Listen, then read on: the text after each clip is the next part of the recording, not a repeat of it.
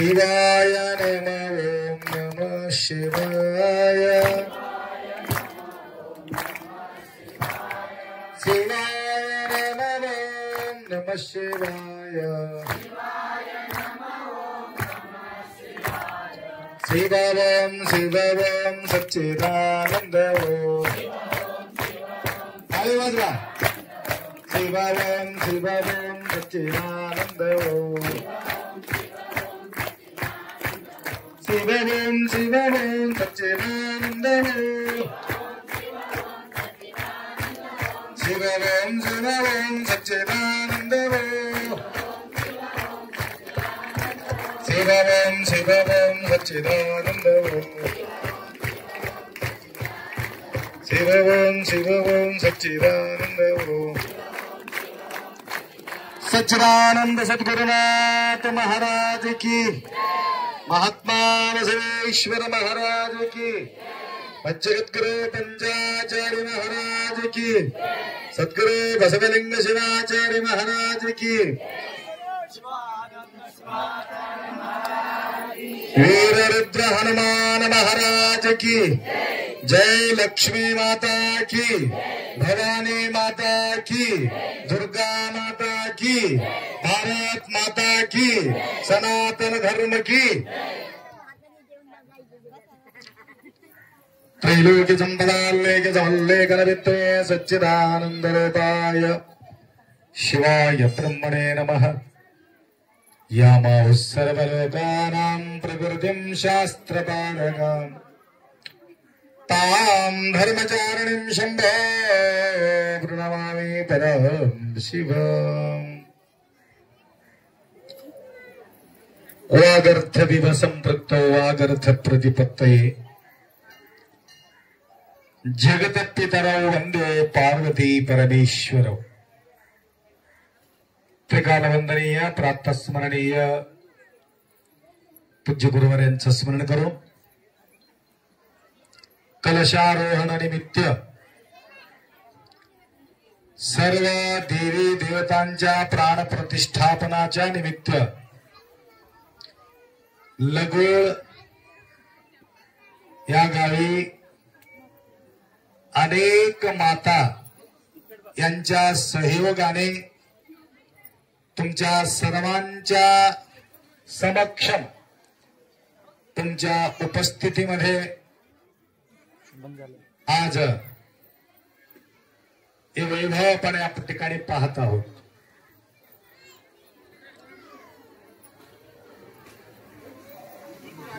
देवी देवता अनेक 33 करोड जे देवता आहे त्या सर्व देवतांमध्ये मोठा देवता कोण आहे माहित आहे का तुम्हाला? देव दानव मानव देवता गण आहे, दानव गण आहे, मानव गण आहे. देवी देवता सर्व गणांमध्ये सर्व जीवराशीमध्ये देवी देवतांमध्ये मोठा स्थान कोणाचा आहे आपण विचार केलं तुम्हाला सांगतो. प्रथम स्थान हनुमानापेक्षा त्या देवी अपेक्षा भवानी माता, लक्ष्मी माता, अजून कोणते कोणते माते होते? पोचम्मा माता, द्रुपद माता, लक्ष्मी माता. मी प्रयागराजला गेलतो, एवढा वेळ लागला नाही मला, परंतु तुमच्या लगुड गावामध्ये सगळं फिरायला त्याच्यापेक्षा जास्त वेळ लागले. एवढ्या देवाला तुम्ही बसविल्या. एक चक्कर मारले की झालं, वॉकिंग फर्स्ट क्लास होते. सकाळी उठल्याबरोबर फेरी टाका, सगळ्या देवाचं दर्शन बी होईल, तुमचं वॉकिंग बी होईल, तुमच्या मेहनत बी होईल. तुम्हाला सांगत होतो, हे जे देवी आपण बसविलेले आहे मरगम्मा असो, पोचम्मा असो, लक्ष्मी असो, भवानी असो, ते सगळं देवीला आपण जे बसविलेले आहे, तुम्हाला सांगायचं म्हणजे 33 कोटी देवी देवतांमध्ये एक मोठा देवी आणि देव म्हणजे कोण आहे, एक मोठा प्रश्न आहे. तर प्रथम स्थान सर्व देवापेक्षा, सर्व देवीपेक्षा, माय ऐकलेले का सगळे? लक्ष आहे का इकडं? ठीक आहे, ध्यानपूर्वक ऐका, तुमच्याबद्दलच बोलू लागलो. या मानव जीवनामध्ये प्रथम देवी देव म्हणजे आई प्रथम देव आहे त्या मनुष्य जीवाला, लक्षात घ्या. म्हणून या ठिकाणी सगळे माता मंडळींना बोलून हे कार्यक्रम करण्याचं एकमेव कारण आहे. म्हणून मातृदेवो भव, दुसरा पितृदेवो भव, तिसरा आचार्य देवो भव, चौथा देवदेवो भव. बघा देवाचा नंबर कोणती? चौथा नंबर. पहिला नंबर कोणती आहे? आईला महत्व दिले, मातृदेवो भव. म्हणून या सगळ्या आईला बोलून ते माईचं कळश किंवा स्थापना, प्राणप्रतिष्ठापना हे बोलणारा देवी आहे. ते देवी न बोलणारे, त्या देवीच्या दर्शनाला तुम्ही गेल्या, तिथं पलीकडे काय ते कोणता देवी होती? लक्ष्मी माता. लक्ष्मी माता जवळ जाता जाता एक मोठं लोखंडाचे पट्टी वरी, मला लागला नाही त्या गोष्टी वगैरे, जाता जाता एखादी खन्न दिशी लागले समजा, ते पट्टी लोखंडाच्या पट्टी लागला तर ते लक्ष्मी म्हणतील का, अरे रे रे बाळा माझ्यासाठी तू एवढा आला होता, असं तुला लागले की रे बाळ असं म्हणून आई म्हणतील का तिथं? आणि बाजूला तुमचं आई एखादी असेल तर, कुठं लागले माय, तुला कुठं लागले का हो, लागलं का म्हणून येऊन तुला हात फिरून तुला बोलत होती. कोणता माय मोठी? मधी बसलेले लक्ष्मी की बाहेर बोलत असलेले लक्ष्मी? हा, या लक्ष्मीला लाता घालायचं, त्या लक्ष्मीला पाय पडायचं. कुठलं काम आहे तुमचे? हा, कशाला हे पोटी जन्म घेतले म्हणून आई बोंबलत राहते. आपल्याकडे येते, महाराज काय सांगावं, परेशान आहे, बरबाद करून टाकले आमचा मुलगा, सत्यानाश करून टाकले. आईला हकलपट्टी करून जीवन जगणारे बरेचसे लोक आहेत. त्याकरता या भारत भूमीचा वैशिष्ट्य आहे, हे मातृत्व मिळवायचं असेल तर फक्त महिला मंडळ. म्हणून आज या कलशारोहणानिमित्त सर्व माता, जाती कुळ गोत्र न पाहे शंकर, या ठिकाणी कुळ गोत्र जात पात काही नसताना सगळे आई, ते माळी असो किंवा कोळी असो किंवा हटकर असो किंवा मराठा असो, कोणी असो, मराठ्याला सुद्धा आईच म्हणतात, कोळीच्याला सुद्धा आईच म्हणतात. कुठल्या समाजाचं असलं तर वेगळे नाव त्या ठिकाणी नाही. आईचं भावना एकच असते, मातृभाव. म्हणून तुमच्या सगळ्या मातृभाव माझा माहेर घर म्हणून किती आपुलकी आहे. आता हंगरगाम पटेल तिथं आले, माय केव्हा आले म्हटलं, आत्ताच आलो आप्पा म्हणले. कुठं आल्या? माहेरला आलो. किती आनंद आहे, माहेरला आलो म्हटले बरोबर. माहेरच्या प्रती तेवढं प्रेम राहते. म्हणून प्रेमाचा प्रतीक हे सगळं पुरुष मंडळीला डोक्यावर कळश कोणी देत नाही तुम्हाला.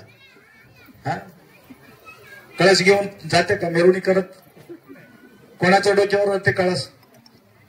कोणाच्या डोक्यावर? महिला मंडळीच्या डोक्यावर कळस राहते. म्हणून त्या देवाचा कळस होता, महिला मंडळीचा पैसाच त्या ठिकाणी लागते. लक्षात आलं का? कारण त्यांच्या एवढं प्रेम पुरुष करू शकत नाही.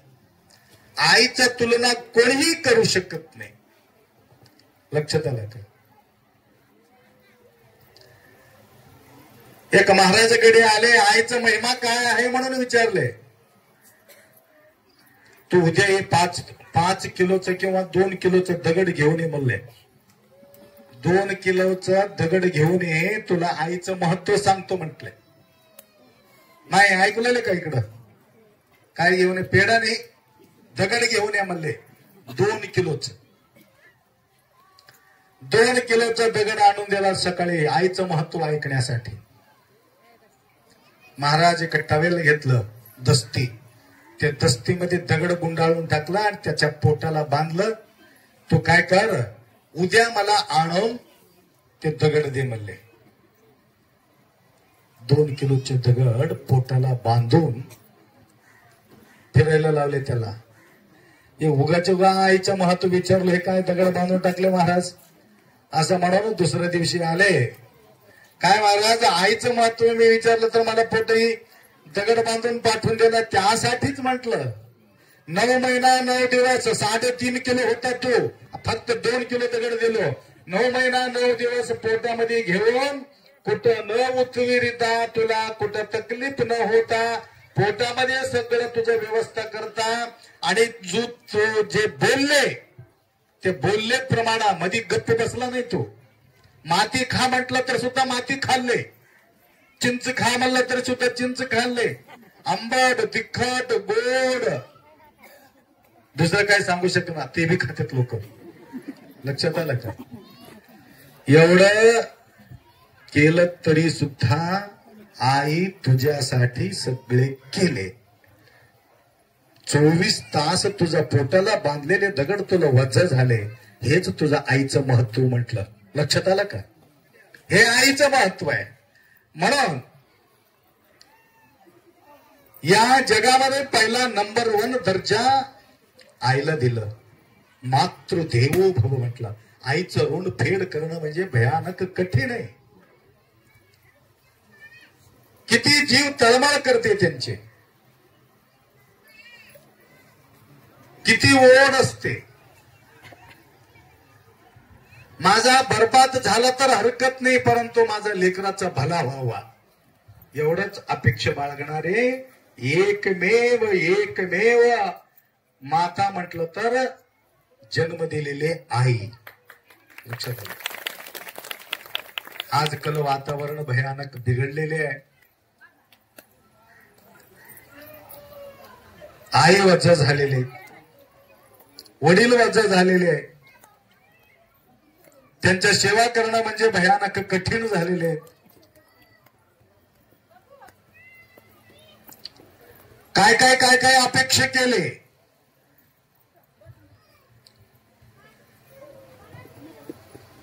वास कुठून येते?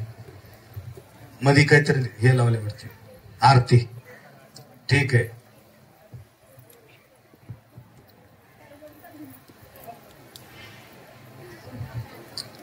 सगळं काम करू, आखरीला एक ठिकाणी मी गेलो होतो. 70-75 उंमर होतं आईचं. आणि मुलगा म्हणतो, महाराज बराच दिवस झाले माझे आई बेमार पडले, आशीर्वाद असा देऊन टाका लवकर माती होऊ दे. बघा, आई ह्याच्या जीवन जगू दे म्हणून देवाला मागणी घातला, तर हे मागणी गुरुच्या पुढे काय सांगतात? लवकर याचा माती हो दे, लवकर बिमारी बरे हो दे म्हणून म्हटले नाही. लक्षात आलं का? म्हणून अशा प्रकारच्या मागणी टाकणारे अनेक लोक या ठिकाणी आपण पाहत आहोत. तर हे बार बार जन्म मिळणार नाही. आपल्या जीवनाला लागणारा काय चीज आहे थोडं लक्षात ठेवा. आपल्याला जीवन आवश्यक असलेले दररोज आम्हाला काय लागते? उंट लागते का दररोज? घोडा लागते का?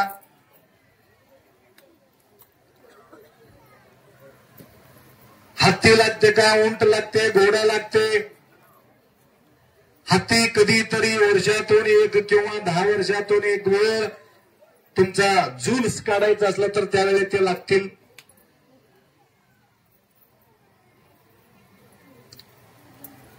दररोज काय लागते तुम्हाला सांगा. रोज ऐका, बरेचसे माय आलेत म्हणून बोललो मी बी.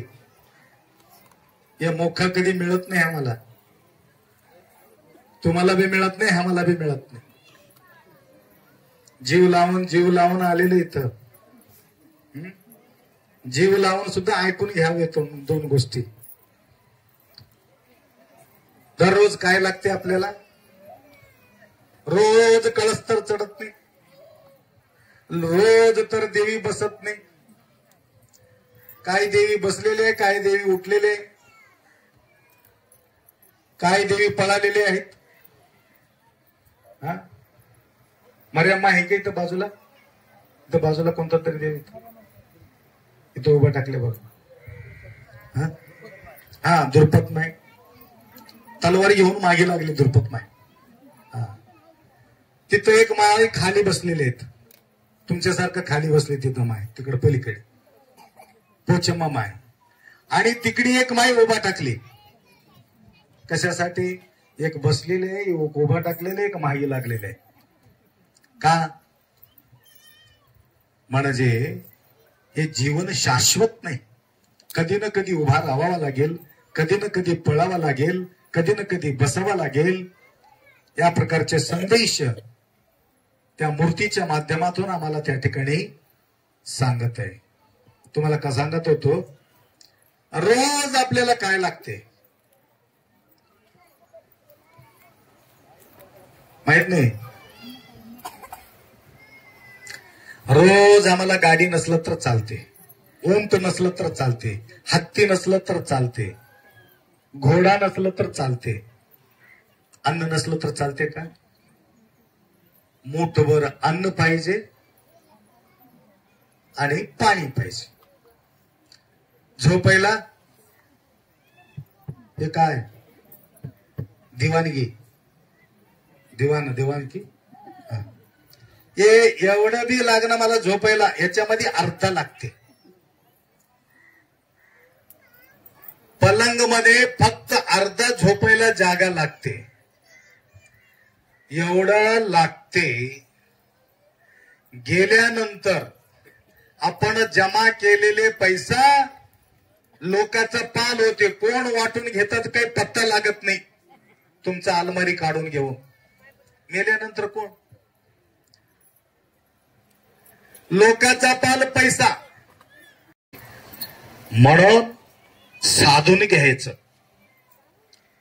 जो व्यक्ती जीवनामध्ये साधून घेत असतात ते अंतकालामध्ये तुम्हाला काम देते. आता काम देत नाही, अंतकाळामध्ये काम देते. आपण केलेले जो कर्म आहे, आपण केलेले धर्म आहे माय. आपण केलेले कर्म, आपण केलेले धर्म, हे दोन मात्र तुमच्या सोबत येतात. नाहीतर सोबत येऊ शकत नाही. लक्षात आला का?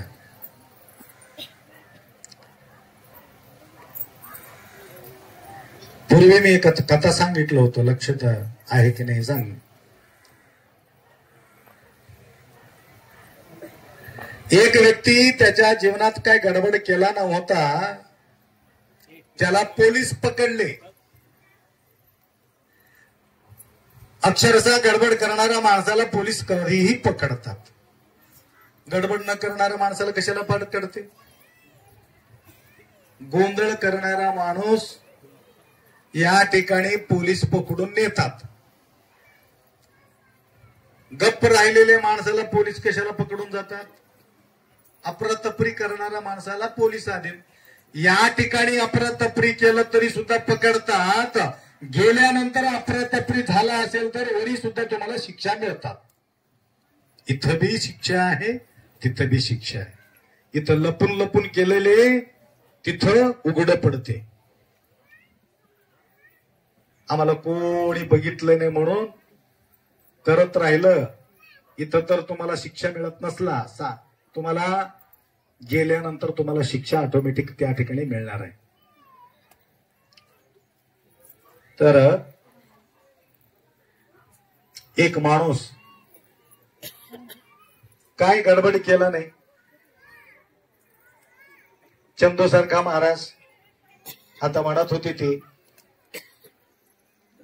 चंदूला महाराज म्हणतात, यांना बी महाराज म्हणतात, त्यांना बी महाराज म्हणतात, तर तुम्हाला बी महाराज म्हणतात. तुम्हाला म्हणतात की हे 5 माणसाला तुमचे 6ला महाराज म्हणतात. तुम्हाला महाराज म्हणतात का? नाही, पाटील म्हणतात. काशीनाथ पाटील. काशीनाथ पाटील महाराज म्हणून घेण्यासाठी काय करावं लागेल? दररोज पूजाला बसावं लागेल. एक दिवसामध्ये पूर्ण भयानक परेशान होऊन गेली ती. कधी संपते पूजा, कधी संपते पूजा. नाहीतर कीर्तन तर करावं लागेल. माय काशीनाथ पाटील कीर्तन करायला हवं. महाराज म्हणून घ्यायचं ना आपल्याला. म्हणजे त्यांचं नाव घेतलंय म्हणून जोरात बोलले.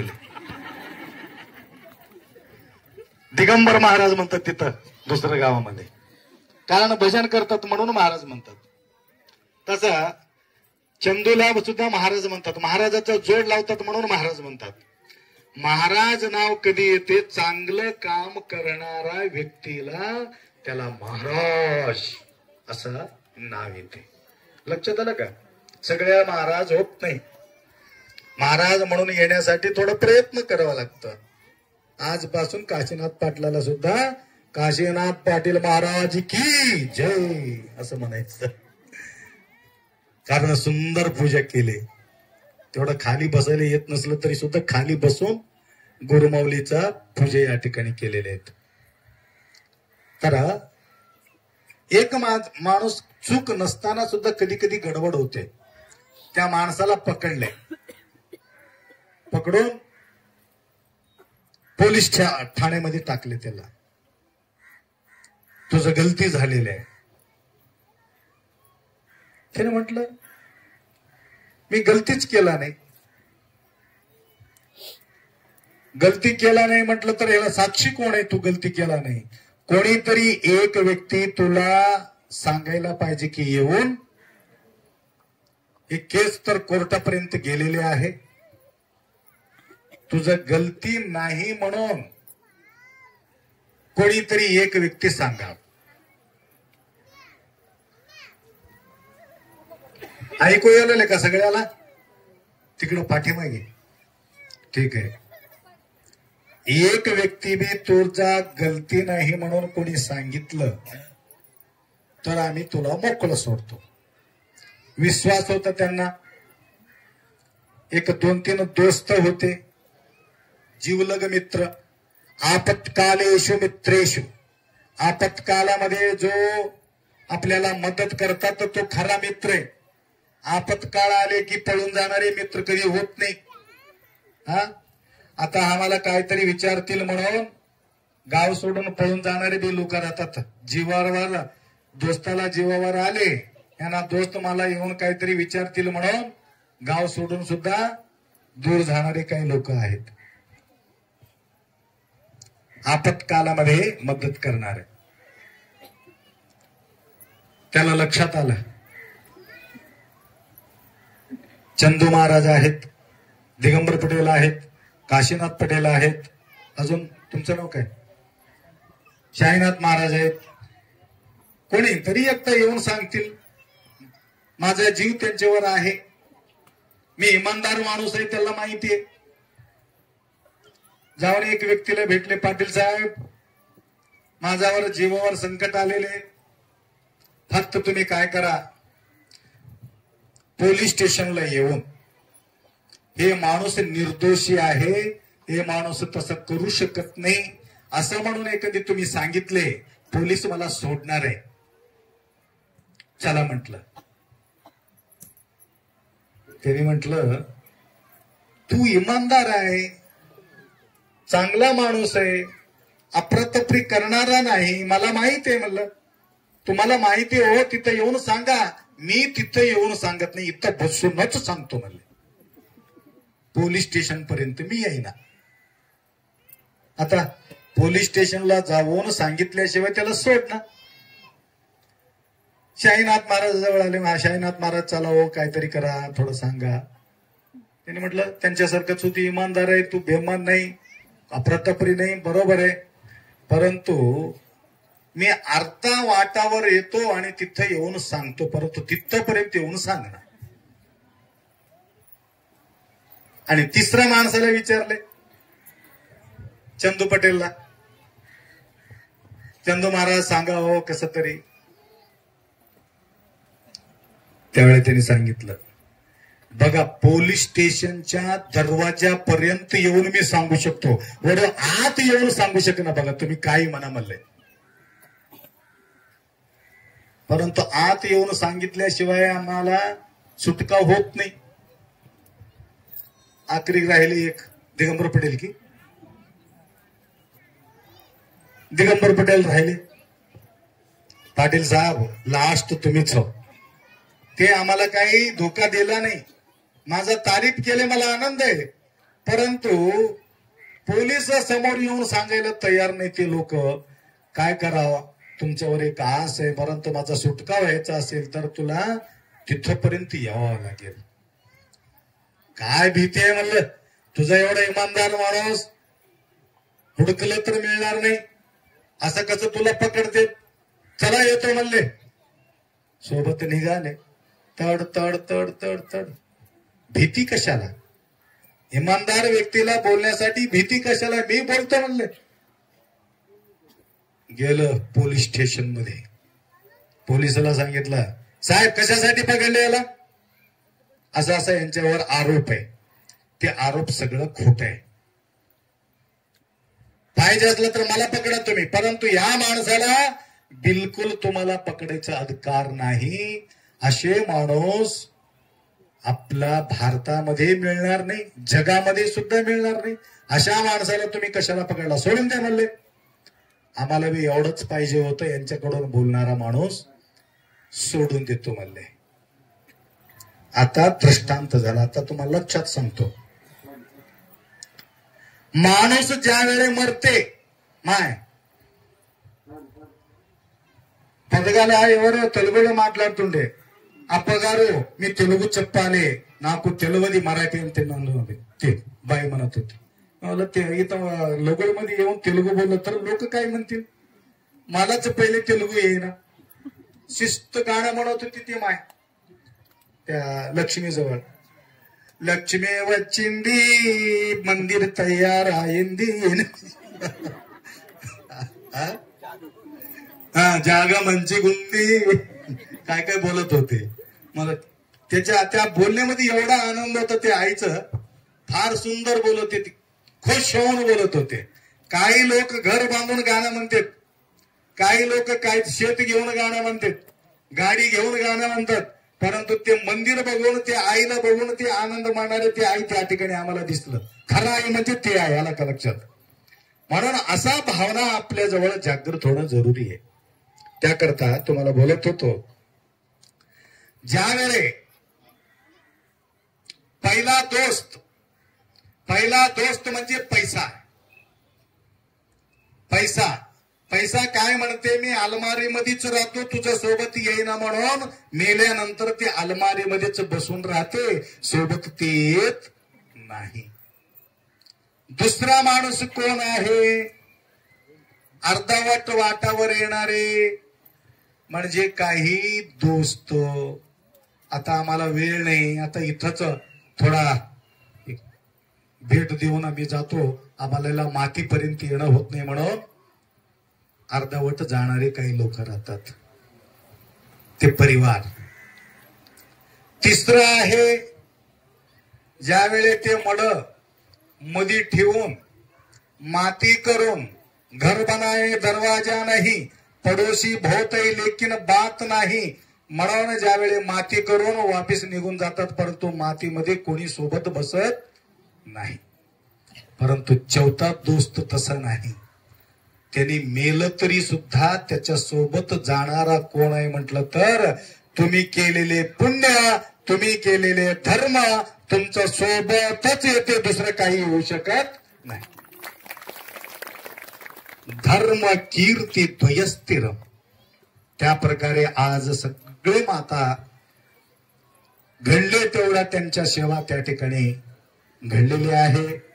तुम्ही दिलात म्हणून या ठिकाणी वैभव बघितलं. अजून एक वैभव तुम्ही सगळ्यांनी मिळून केलं तर होऊन जाईल माय. लक्षात आलं का? माझा पाठीमागे असलेले देव आहे शिल्लक. उन्हाळ्यामध्ये लई परेशान येते महादेवाला.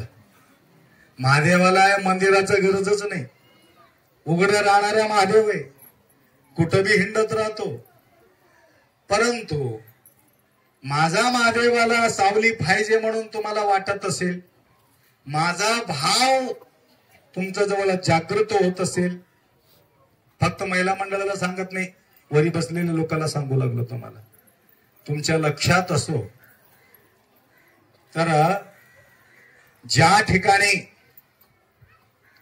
महादेव मंदिर नाही त्या ठिकाणी काही काही साधू संत पाणी सुद्धा पित नाही म्हणे. महादेव नसलेले गावामध्ये काही लोक पाणी सुद्धा पित नाही. सर्व देवा माझे थोर एक माझ उमावार, विष्णू पूजे त्यांचे पाय इतरांचा पाड काय. सर्व देवामध्ये देव महादेव, महादेवाचा पूजा केल्यानंतर सगळ्या देवताचा पूजा केलेले पुण्य मिळते. म्हणून महादेवाचा या ठिकाणी शोभा वाढविणं आपला कर्तव्य. तर अजून एक छोटासा गोष्टी बोलतो, लक्षात राहू दे. आजकाल वातावरण भयानक दूषित झालेले आहे, विकोपाला गेलेले आहे.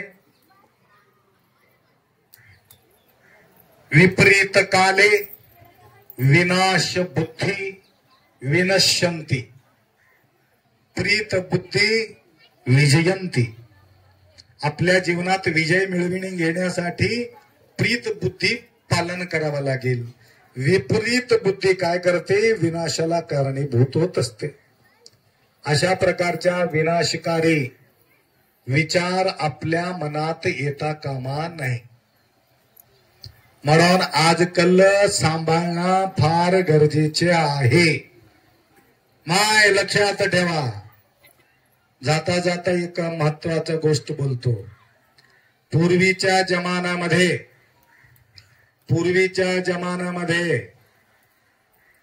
ज्यावेळी मुलगी जन्म घेतल्यानंतर ते कोणाच्या अधीन राहावे? वडिलाच्या अधीन मुलगी राहावं. वडिलाच्या गोष्टी वलंडता कामा नाही. वलंडू नाही म्हणून त्याच्या नाव वडील आहे. लक्षात आलं का? त्यांच्या गोष्ट वलंडलं त्याचा कधी कल्याण होत नाही. म्हणून लहान असताना वडिलाच्या अधीन किती वर्ष? 16, 17, 18 वर्ष पर्यंत वडील जे बोलतो ते गोष्टी ऐकायचं, उलट बोलायचं नाही. राईट? 2 हात वर करून सांगू लागले. लक्षात आलं का? किती वर्षपर्यंत? पहिले 16 वर्ष म्हणत होते, आता 18 वर्ष. आम्ही 16 वर्ष म्हटलो. आपा 16 वर्षपर्यंत ऐकलो, तुम्ही म्हटले होत्या 2 वर्ष माझ्या हातामध्ये आहे म्हणून मी पळून गेलो. असं होतं का माने? लक्षात आलं का? ठीक आहे. 18 वर्षाच्या नंतर आता सावधान समयो कधी? 18 वर्षाच्या नंतर लागलं लग्न. लागल्यानंतर वडिलाच्या अधीन नाही. वडिलाचं काम संपला. आता कोणाचं काम सुरू झालं? नवऱ्याचं काम.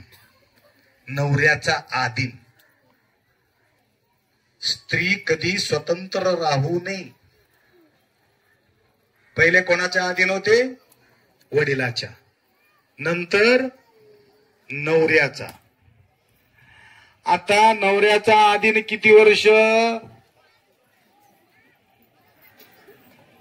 नवऱ्याच्या आधीन किती वर्ष? त्यांना लेकर होईपर्यंत. लेकर झाल्यानंतर जोपर्यंत नवरा आहे तोपर्यंत त्यांच्या आधीन. नवऱ्याचा आधी बायको मेलं तर काय हरकतच नाही. म्हणून कधी कधी माय म्हणतात, माऊली माझा नवऱ्यासमोर माझा मरून येऊ दे आप्पा, म्हणून काही काही माय बोलतात. आता वैतागून बोललेत. पिदाडूच्या तापानं हैराणी होऊन महाराज लवकर गेलेले बरं. कशानं? प्रेमानं नाही, परेशानीनं. परेशानीमुळं मरण मागू लागलेत. म्हणून एखादी पतिदेव वारला, नवरा गेला समजा या बाई समोर, तर त्यावेळे कोणाच्या गोष्टी ऐकाव? नवरा होता तोपर्यंत त्याच्या गोष्टी ऐकले. बाबा होते, बाबाच्या गोष्टी ऐकून घेतले वडील. आता वडील बी गेले, नवरा बी गेले, आता कोणाच्या गोष्टी ऐकून राहावं म्हटलं तर मुलाच्या गोष्टी ऐकून राहावा. मुलगा जो बोलतो त्याच्या आधीन राहावा. मुलगा 20-25 वर्षाचा मुलगा असेल, मुलगा बस म्हणले की बस, उठ म्हणले की उठ. घर सोडून बाहेर जाता कामा नाही. हे कंडिशन त्यावेळेला होते म्हणून सगळं व्यवस्थित होते. हे कंडिशन सगळं बिघडून गेले म्हणून सगळं बरबादीला चालले, दुसरं काहीच नाही. लक्षात आलं का? म्हणून जागृत राहा, जागृत राहा, जागृत राहा. सांभाळा. अजून एक गोष्ट,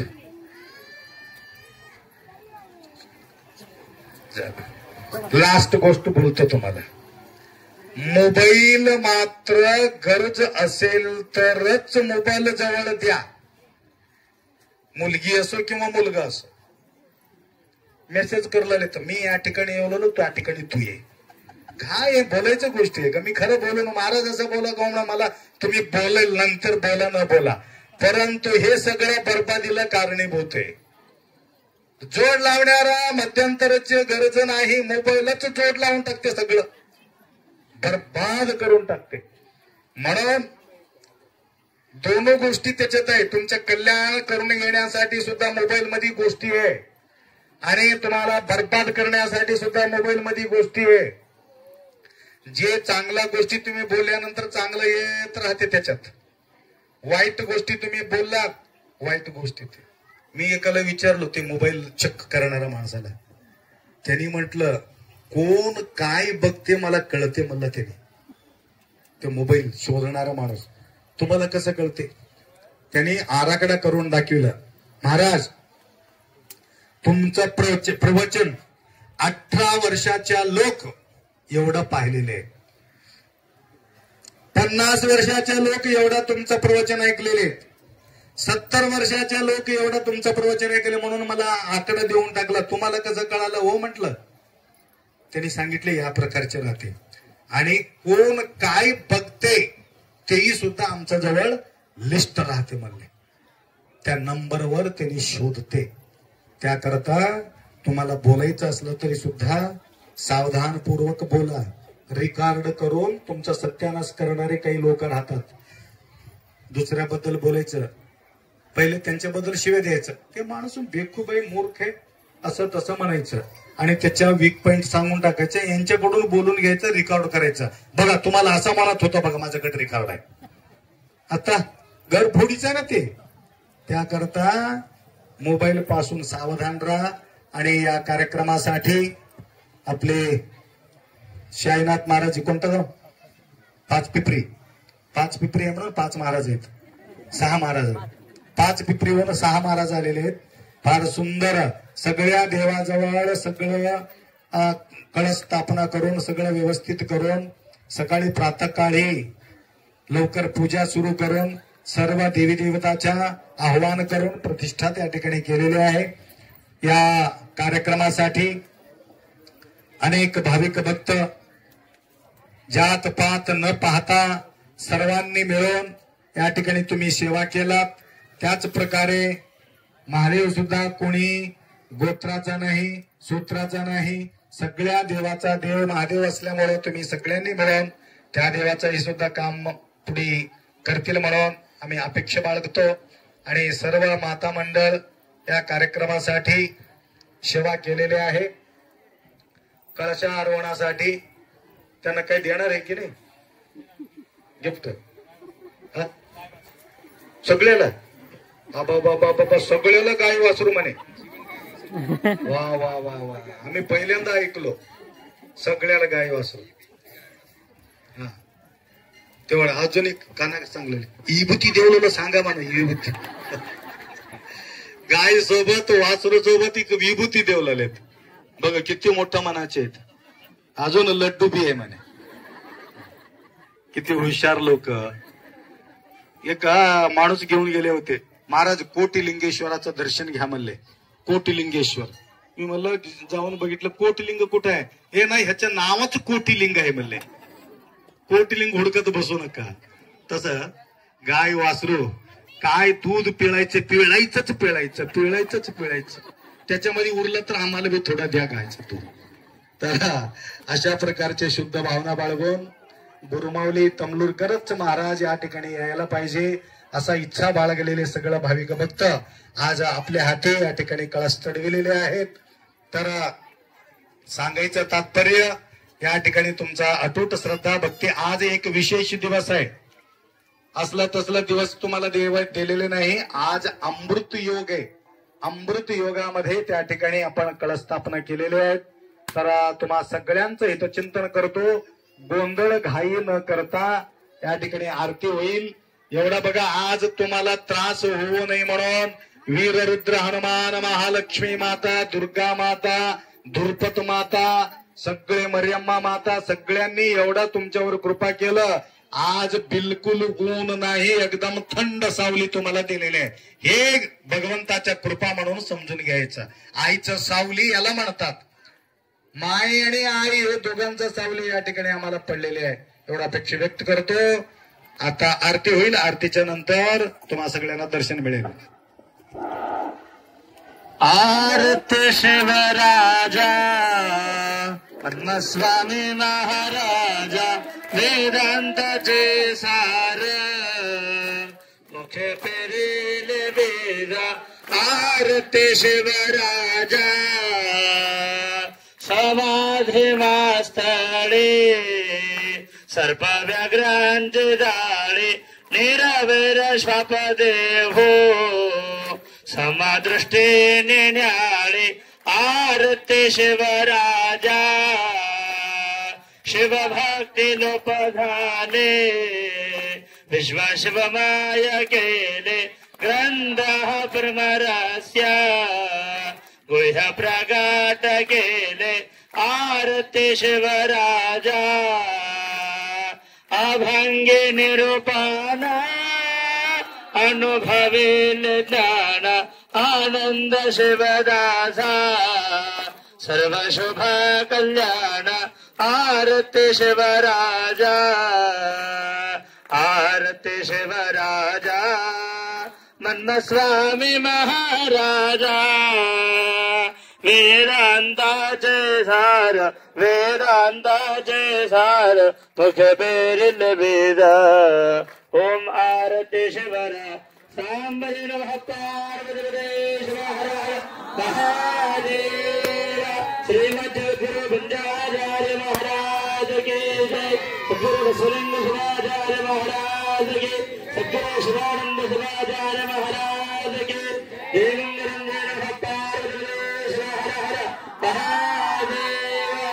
तत्पूर्वी सर्वांना